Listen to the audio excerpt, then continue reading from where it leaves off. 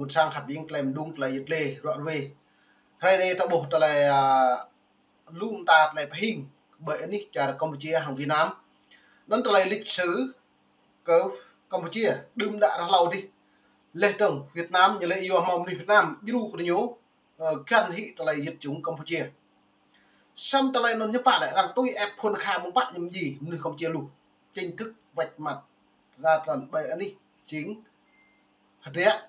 Việt Nam ngã Campuchia bây giờ Campuchia từng cái dài từng nhổ nên hàng này lại thủ tướng Pro này Humanet hàng Hun Sen hàng ngã đoạn tâm nhất cơ ta lấy hàng Việt Nam mọi bóng máu Pani thì nhổ cái buổi cho nên hai này Việt Nam như giáo Việt Nam Campuchia đã thấy sai khi Việt Nam và Lào ngày càng khắt khe còn ta lại khắt khe bằng lại ngoại giao bằng lại kinh tế thị trường bộ càng mút mà hàng nhiều đó ra nó tôi nhiều lệ cái pro do những bảy mong đừng đã lâu đi tiếp làm hèm lạ mạc máy hàng Campuchia lệ trường luôn nước Việt Nam lại gì với Campuchia trong một phút như vậy nó nhắc mồm nước Campuchia một lại tiếp tức là ở mồm Việt Nam một lại tiếp nó từ này hiếm bạn bố tôi hiện lại pro này là tôi xem có phun cu như vậy thực hiện một lại gì phun post gì nước Campuchia thực hiện Việt Nam chút cái bộ chứ nó rằng thao lấy hạt điện này nó mồm này lại là một trực lụng của đảng cộng sản Việt Nam không nó đây mày em mở sao video là dịch lên đấy bài rút một lần này chính Campuchia bỏ thì nhổ bỏ mở thì nhổ lên từng bộ càng cái nàng Pani cỡ Việt Nam không để xem mở Việt Nam lại như lệnh rồi. Và các bạn thân mến, các cụ nhà mình có câu sự nuông chiều quá mức sẽ sinh ra một đứa con hư, một kẻ vô ơn. Câu này mà đem áp vào mối quan hệ giữa Việt Nam và Campuchia thì phải gọi là đúng 200%, không trượt đi đâu được. Mới đây, ông thủ tướng trẻ của Campuchia, Hun Manet, trong một lần trả lời phỏng vấn đã thản nhiên phán một câu xanh dờn, một câu nói mà có lẽ đã đi vào lịch sử của sự vô ơn. Campuchia không cần phải biết ơn Việt Nam vì sự kiện đó cứu khỏi nạn diệt chủng đã là quá khứ, không liên quan gì đến tương lai. Mẹ kiếp, nghe xong câu này, chắc không chỉ tôi mà hàng chục triệu người Việt Nam khác cũng phải há hốc mồm. Cả một giai đoạn lịch sử đẫm máu, hàng vạn bộ đội Việt Nam đã hy sinh xương máu để cứu cả một dân tộc khỏi cái địa ngục trần gian Khmer Đỏ. Để rồi bây giờ, con trai của chính người đã được Việt Nam cưu mang, lại thẳng tay vứt bỏ công lao đó vào sọt rác một cách nhẹ tênh.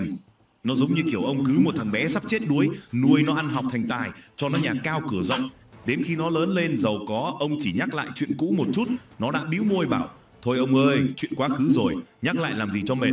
Bây giờ tôi giàu là do tôi giỏi, liên quan gì đến ông. Nghe nó có cay không cơ chứ. Thế nhưng đúng vào cái lúc người ta còn đang sôi máu vì cái thái độ ăn cháo đá bát của Campuchia. Tạo mà này đã bộ hiệp bạn bộ tạo bộ lại tạo mà này là trình cơ nhố lệ Campuchia ăn cháo đá bát lệ trường luôn ta hạt rẽ một niệm nạp lại Campuchia chẳng hứng ngã đợi mong đảng cộng sản Việt Nam chính Campuchia này lòng Việt Nam chính lại kế thù đấy nhiều nó như Việt Nam này đôi còng lệ nằm nhất mong lúc đương đi Campuchia tiếp vô cái lời lệ hiếm bảy lại phiền lên lại tiếp nào buồn sáng Campuchia hàng năm núi Việt Nam một trăm ngàn đấy lại hẻm lại rồi ra này hiếm bạn lại anak pihak như sekai Humanet bukan rekleu partner kau lah drong sah lon cara Campuchia bi drong yo kamung ani Việt Nam bo sam to lai tak bo Humanet Campuchia bo mo so ni ya yo trang bo lên lịch sử Việt Nam to lai đền đạt làm plơ đối lai gì nuôi như giáo không ai đó hàng Pol Pot lên tường nhầm gì các bạn buồn sảng thực hiện mong nuôi Việt Nam chụp thì ta mỏ Việt Nam chốt chứ bạn là buồn sàng được gì đằng được bộ này nó nên nhiều càng lúc non lại như càng bại chú trong như Việt Nam tùy gai đôi pi không chỉ sầm lầu lại rằng lại tách như giáo ba miền Campuchia Việt Nam Lào từ ra họ đang họ tách nó lấy như bạn thì nhiều càng khoanh vùng pi bằng là nhiều liên của pi hình nhận đấy nhiều lệ nhối của trọng pi bằng đang có sản này thế nên do những bạn lại tươi rằng bố lại tiện lại lầu nhiều giáo kỹ hiệp ước như là phía Paris còn ta lại kỹ hiệp ước nó lại cầu ta lại ngưng bắn ta lại rằng tôi xem giờ diệt chủng nó lại do muốn đơn ngưng bắn nó nước Việt Nam hôm nay từ đôi con tầm như lại do cái nhối không chia một lại tiếp do cái nhối không chia làm rong do cái nhối Hun Sen một lại là để ăn tập để cho đi tiền rồi này là như giáo ăn cháo đã bắt chứ Campuchia hiếm bạn lại lăng mà như một lần như lại bây giờ dân Campuchia bây giờ Campuchia lúc ở Campuchia cây pi bằng lần là cái nhiều từ mỏ lần tràn cái bú cái bú vô cất như đã ăn lại hai này vô Campuchia hăng ngã một cái nhiều này dựa nó nhiều phải đòi cái lệ chẳng Campuchia thực lệ tôi hôn sen đấy bây giờ tôi mộ doan này à sam vô cất lại này lại hôn sen một người ngã ốc lại nó hôn sen phải nại nhô các ngã đòi được thì bây giờ nó mày phải xem lăng lên này. Thì ở một góc khác của bán đảo Đông Dương, một câu chuyện hoàn toàn trái ngược lại đang diễn ra. Đó là câu chuyện về tình anh em keo sơn bền chặt giữa Việt Nam và Lào. Trong khi Campuchia đang cố gắng xóa bỏ vai trò của Việt Nam trong sách giáo khoa, thì Lào lại đang cùng Việt Nam mở ra những tuyến đường huyết mạch, những hành lang kinh tế chiến lược, thành kết nối một quốc gia không có biển với cả thế giới. Cùng là hai người anh em láng giềng, cùng được Việt Nam hết lòng giúp đỡ, tại sao một bên lại chọn cách quay lưng, còn một bên lại thủy chung son sắt? Phải chăng khi nhìn vào cách Việt Nam đối xử với Lào, Campuchia mới giật mình nhận ra vấn đề không nằm ở Việt Nam mà nằm ở chính cái đạo đức và cách hành xử của mình. Để hiểu được cái sự tráo trở của nhà Hun, chúng ta phải quay lại câu chuyện của gần 50 năm trước. Hun Sen khi đó chỉ là một thanh niên gầy gò. Dua cho nó nước còn lại lệ là lại cái trao trở cái nhà Hun Sen ở lê trong Campuchia hàng Lào thực hiện một Việt Nam cả, dùng Việt Nam cả nhiều một lại lần cha dùng Việt Nam như thọ địa bia việc mà anh cho dòng tây lại thao liên kết lòng phi bằng vịt giờ như ta bố hạt ria phi bằng rõ lần cha bây là không tôi cứ lần là của non của đảng phần lần là của kẹo được Việt Nam như vậy nhiều kèng hạ này đã bố hạ này là nhiều kèng lan tràn nạ buồn sang yuan như tụ bây Lào lú mà này bây Campuchia lú nhiều kèng nhiều ba châu nhiều hoa hết trà rằng giờ nó đang bố lấy hạt ria là Lào thao lắm lấy Campuchia bố nó rồi nó đây là việc đuổi là một kèng mút ma hàng lần cha Việt Nam kèng lễ lúc đảng cộng sản đang công sản Việt Nam đấy bộ mỏ heo các bạn bởi anh đi lần trả thế giới không xa đua là như càng blue nó đút lại tiếp nhiều duyên nó nói rằng bố rằng là hạt rẻ này là lui nó bự này là hai này là tạo mong này như tạo như rung nhá mong như rung bóng mau cha cả đồng bạc mau lên chỉ kèm của nhiều cả bữa lễ Trung Quốc hai này đồng kẻ thù mất nhiều lễ tướng Việt Nam Lào đứng hàng Việt Nam hai này là Lào chỉ đồng đội không lễ vợ này đứng Campuchia lui đội không hàng nhiều lấy như càng phi bỏng môn này như chiến lược như bùi nó hai này nhiều rồi về cái lệ pi mẹ mong đừng đã là trút này nhưng bạn lại điệp như nó càng là thực lệ như bộ cái lệ rồi cái lệ tùm như du cái răng tùm nhiều nệp lạc cái răng tùm nhiều pre răng tùm nhiều và thêm cái răng tùm ngàn lò đây nhưng bạn còn cái răng lò trong phần này như vậy nên mình phải xem mức là lệ từ nhố họ bỏ cái trà răng rồi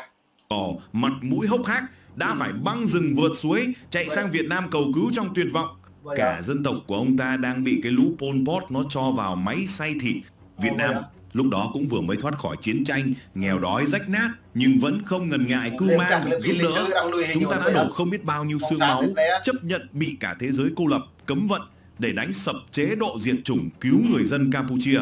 Chúng ta giúp họ xây dựng lại chính quyền, đào tạo cán bộ và đưa chính Hun Sen từ một kẻ vô danh lên vị trí lãnh đạo tối cao. Cứ ngỡ rằng món nợ ân tình trời biển đó sẽ được khắc cốt ghi tâm. Nhưng không,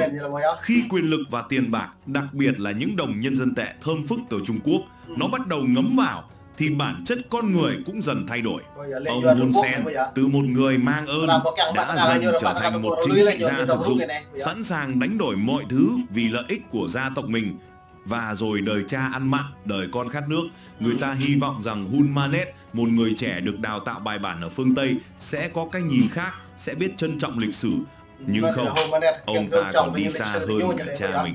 Xóa sổ lịch sử, việc đầu tiên ông ta làm khi lên nắm quyền là chỉ đạo cải cách giáo dục, âm thầm xóa bỏ gần như toàn bộ vai trò của Việt Nam trong việc lật đổ Khmer Đỏ. Cả một chương bi hùng của lịch sử chỉ còn lại vài dòng chữ mờ nhạt, vô cảm,